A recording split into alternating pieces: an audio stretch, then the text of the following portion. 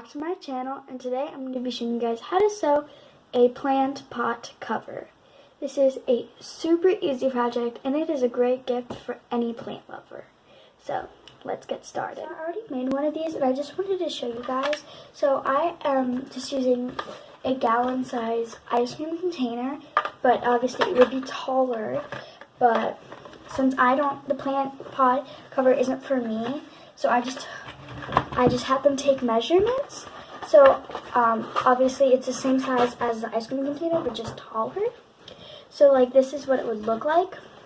Obviously it would be staying up straight like that, because instead of the container ending here, it would end obviously at the top. And so this is what it looks like. So I thought I would show you guys that. So this is just like a gallon size shape, and so how to make this adjustable is what you're going to want to do is you're going to measure the widest point of your circle. So you're going to measure, for this it would be like right here, which for me it's 26.5 inches.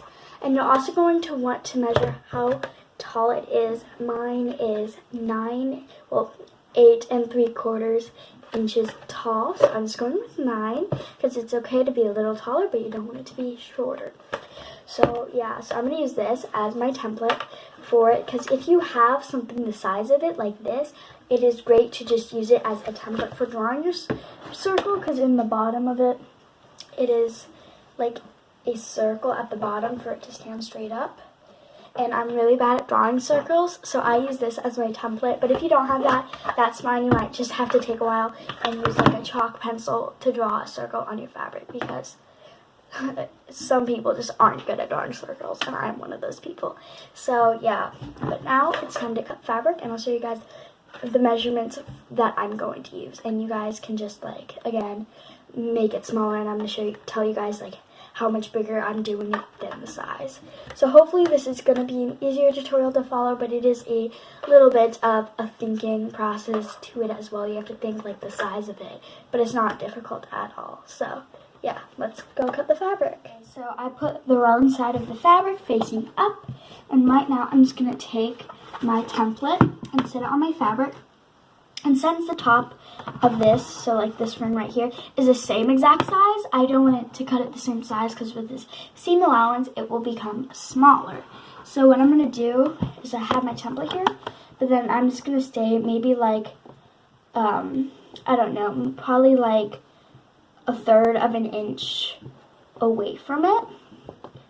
So I'm just going to draw like this and just stay further away from it, and it doesn't have to be super exact, but as long as it's not like the same size or anything, you'll look good. Okay, so I'm just gonna go ahead and trace along the whole thing, and I will be back once I do that. It's hard to see on camera, but I have my circle traced, so now I'm just gonna cut it out, and I'll be right back once I cut out the circle. Okay, so I cut my circle piece of fabric, and so I just set that aside so I can cut the main part, so the one that people will actually see.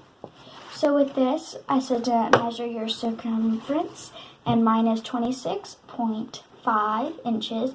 So now I'm going to cut my piece of fabric 27 inches, and it can be a little over, but you don't really want it to be less. So I'm going to cut it 27 and maybe like 1/4 of an inch or 1/8 of an inch more, just to give it a little bit of like, you know, seam allowance, and then you don't want it to be too snug.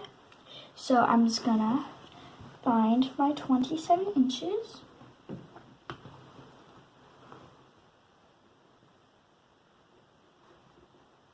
Okay, so that would be right around here.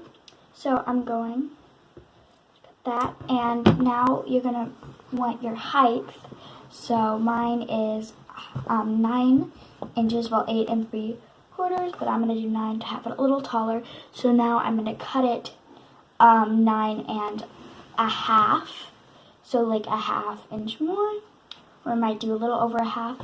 And so you have space to hem and your seam allowance on the bottom to connect it to your circle piece. So I'm going to go cut that piece and I'll be right back. So I cut that piece of fabric, and so well, my piece of fabric is cut a little like a little under 28 inches, so it's around like 27 3/4, just to make sure I have enough seam allowance, and because this one, the edges are frayed a little bit.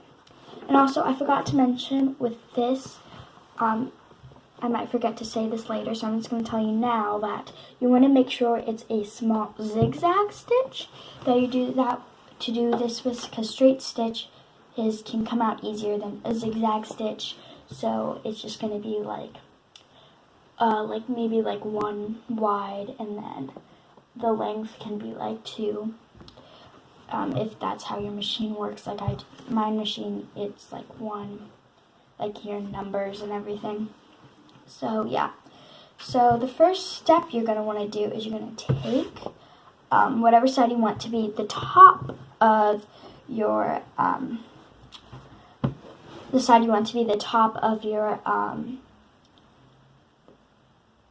pot cover, and it doesn't really matter for mine because the Mickey Mouses go in all different directions.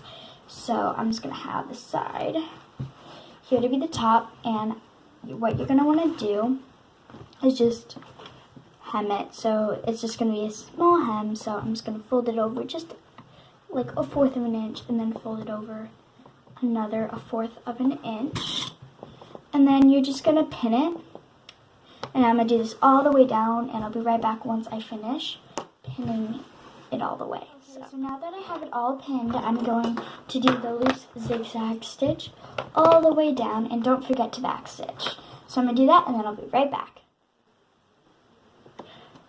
Okay, so I did that stitch, so now it's hemmed. So now what I'm going to do is I'm going to take my piece of fabric and put it right sides together like this. So I'm folding it in half longways. And now what I'm going to do is take the ends, and I'm just going to pin the ends together. And then now I'm going to do a straight stitch just on this end to make it a circle. And the most important thing is this side, even if it's like a little opposite, that's fine, but this right here where it's hemmed and everything, it needs to be like exactly, it needs to be, you know, like level, because otherwise it will, like, since it's the top of it, otherwise it can be like this and then the other one be like that, and it kind of looks weird. So you just want to make sure those are even. So I'm going to do not a straight stitch, I'm going to do a zigzag stitch and back stitch, and I'll be right back once I do that stitch. I did that stitch, and right now I'm just going to trim my fabric, but you don't want to trim it too close that you accidentally cut the stitch, or it could easily pull apart. So I'm giving it probably about 1/4 of an inch, and so I'm just pretty much cutting off the frayed ends. Okay, so now that it's like this, I'm going to take it, I'm going to grab the circle piece now. And now what I'm going to do, you can't really pin this very well, so I'm going to start at this point right here. You want to have it the right sides of the fabric together, so it's like this. And so now I'm going to do a zigzag stitch, and just go like this, and as you go, you're just going to keep on taking the circle and pulling it up, and stitch, and then taking the circle and pulling it up. So I'm going to do that all the way around, and I will be right back once I do that stitch. Okay, so I just did that stitch, and now all I have to do is flip it right side out. And it is done. So yeah, so this is a very easy project. And yeah, I'm just going to show you guys that it fits. So I just got my bucket here. I'm just going to slide it in. I don't want it to be too loose, which is good, so it's just